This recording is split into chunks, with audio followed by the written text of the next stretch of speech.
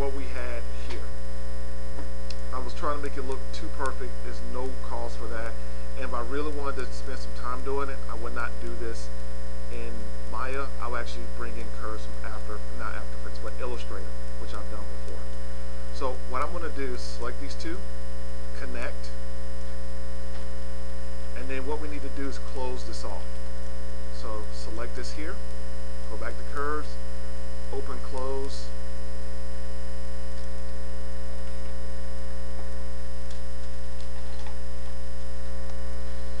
And before I do that, I'm going to go to Edit, Delete by Type History.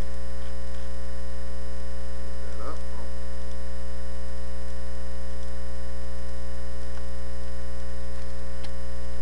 Select this, open, close.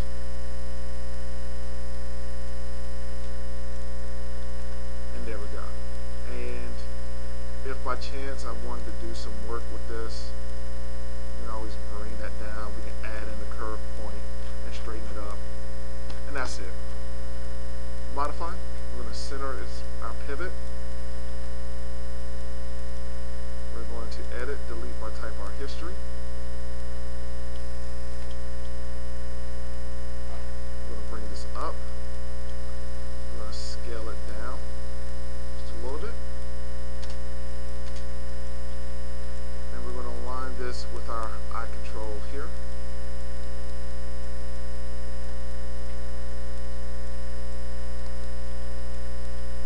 And then I'm going to group it to itself. Edit, duplicate special. And this is going to be along -y.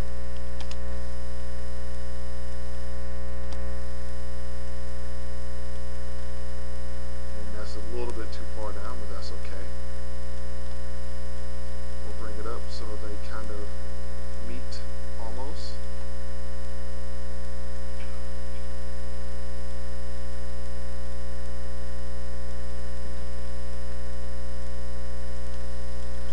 Get these out of their respective groups. Edit, delete by type history, modify, freeze, or transformations. And now we need to rename them. So this would be our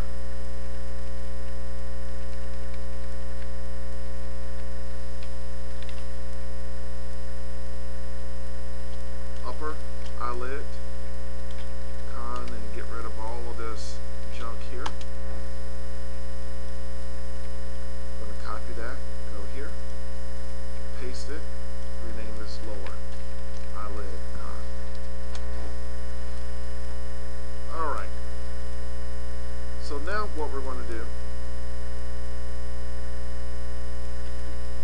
is this.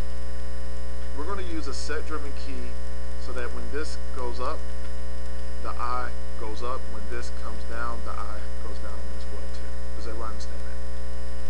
So what we're going to do, and it'd probably make a little bit more sense to offset it just a little bit and maybe align it with the eye lid itself. That might be a better idea. Alright. So everybody remembers set-driven keys from the last assignment. Yes? Yeah. Alright. So set-driven key set. My upper eyelid con will be the controller. That will be the driver. And my eyelid will be the driven. And what we're going to drive is rotate Z. So my translate Y is going to drive rotate Z of the eyelid.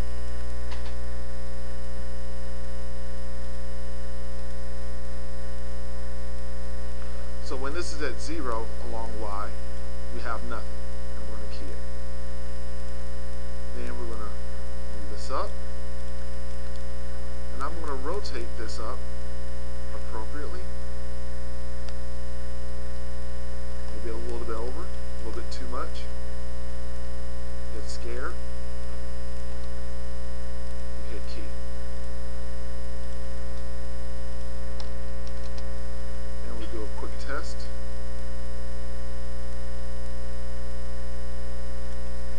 And then let's say when it's down, and I'm going to have to rotate this one so that they can meet.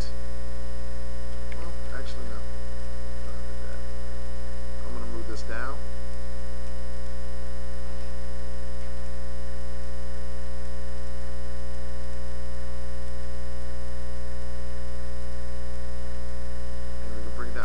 this to go through here, so maybe about right there, so we have a little bit of an overshoot, and we key it.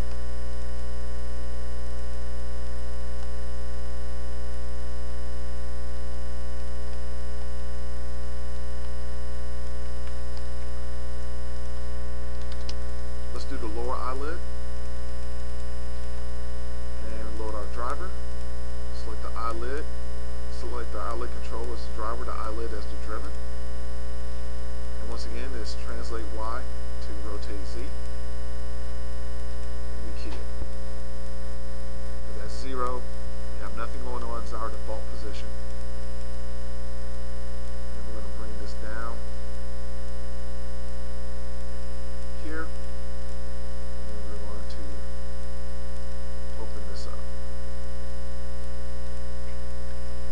A little much, it's an overshoot, but hey, at least it's there just in case you might need it. And we go back to 0, and we move this up.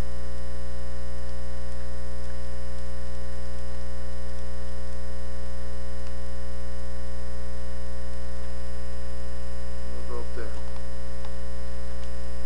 and we'll key it.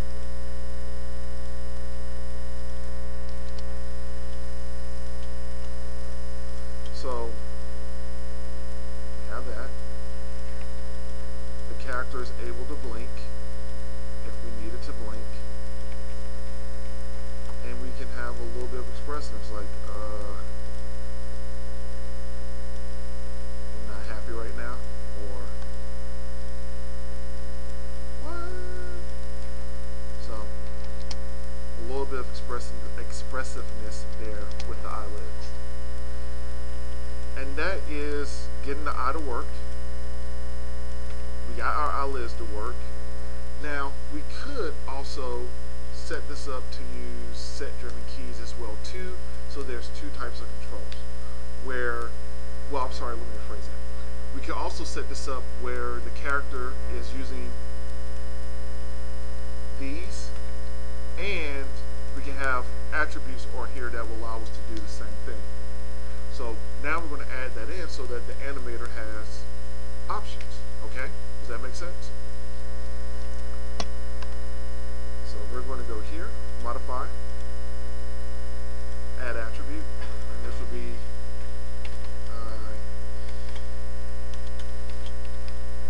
lid controls. It's just displayable. And do upper eyelid, and we're going to go ahead and put a minimum of -10 and a max of 10.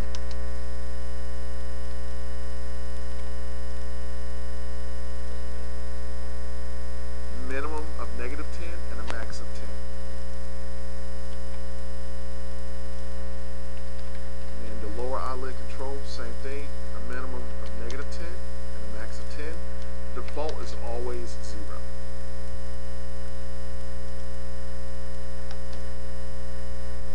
What is that displayable attribute called? Eyelid controls.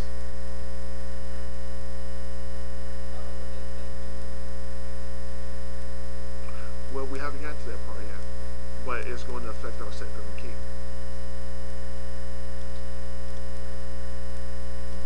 So we're going to load this in as a driver. And let's start with our lower eyelid. So still rotate Z, lower eyelid con, and we're going to key it now. Because we have multiple connections coming in here now, the color of this is going to change. See? Now, it turned to yellow, which looks like it's being controlled by the connection element. But in this case, it's being controlled by, you have two drivers in there, and that also changes the color as well too. It's still a set-driven key, but it's two drivers in there, and it changed it from the reddish, pinkish, magenta type color to yellow. So yellow can indicate two things. It can indicate multiple connections coming through there, or this case, multiple connections because there's two keys, there are two objects driving that animation. Alright, so what I'm going to also do is use the same values that I had earlier. So what I'm going to do here is I'm going to go to my animation editor, I'm going to go to the graph editor.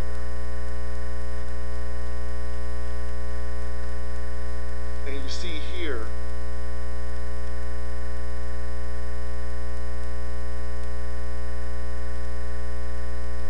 we have our values. So when this is at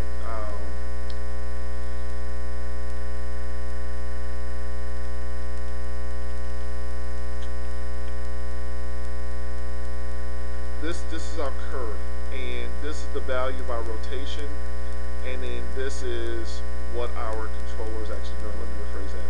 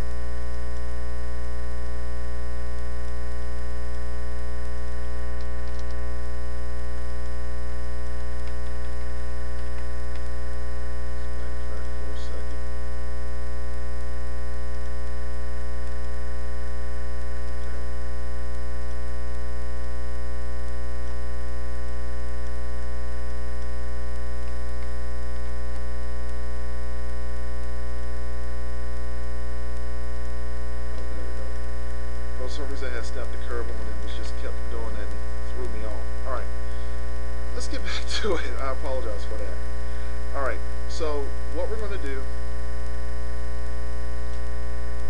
is we have our value here, and we know if this goes up to here around about 95, let's click back on that.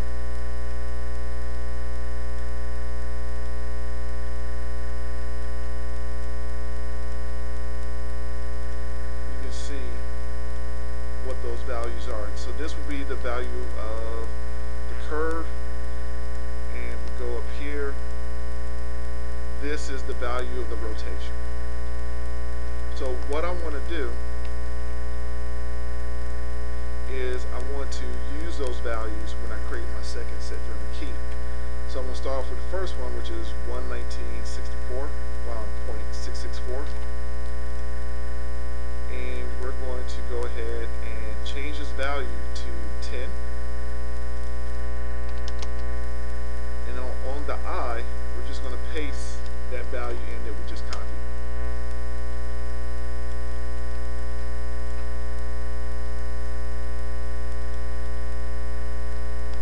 And I picked the wrong value, so let me go back there. It's not this, it's this one. It's 18.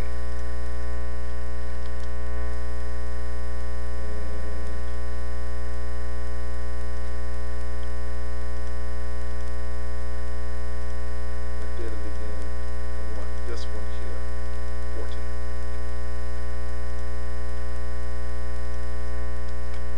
There we go. And we're going to key it. So we have that and that. Now, what we want to do is do the other value. So we're going to set this to -10.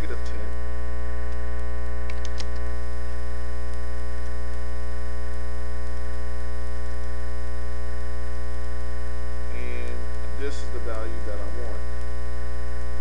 I'm sorry, this is the value that I want. No, I want -18. Go back there, paste it in, hit enter, and hit key.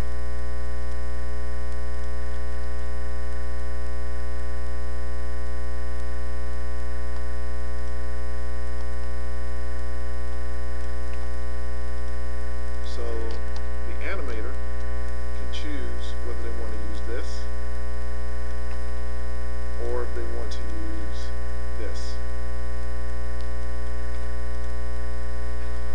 Now there's other things we can do to prevent them from like overriding one with the other one and them conflicting with the two.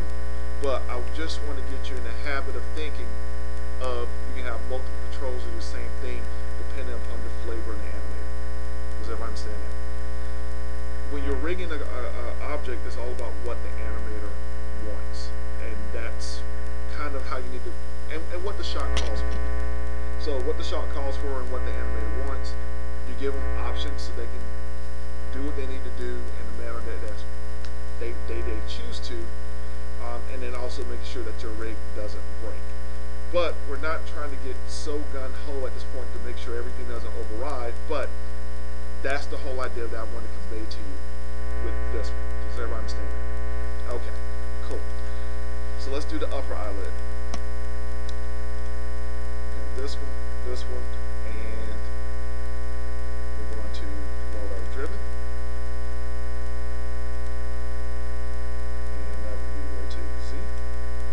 Upper eyelid, we'll key that. Turns yellow. We'll make this 10. Click on our eye.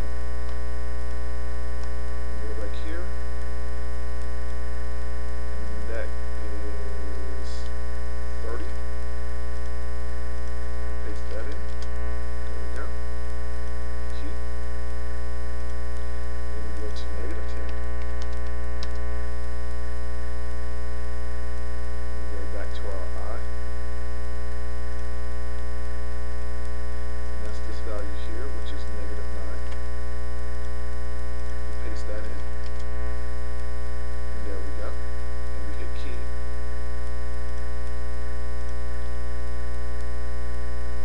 So we have that, and we have that. So that they have the ability to use whatever they choose to use to animate with it. Once again, there is an override. So if I do this one, then this can only add to that value. It's not going to change it. I could probably go in and do some other stuff like average them together using the utility to get it to work correctly, but I'm not worried about that. Does everybody understand that? Who's confused? Cool. Alright, so let's finish up this setup.